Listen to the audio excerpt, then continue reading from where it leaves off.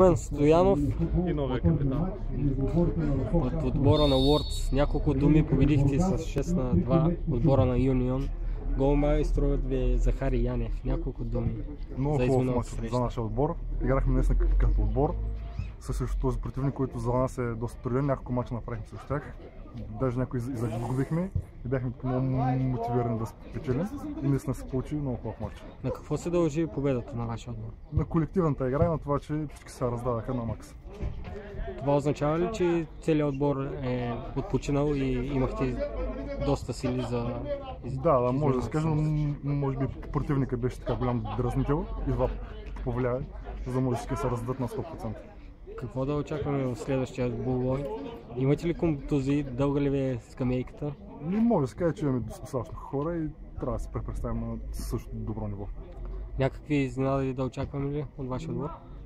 Предполагам на нагорно изкачване в класирането. Добре, благодаря, успех.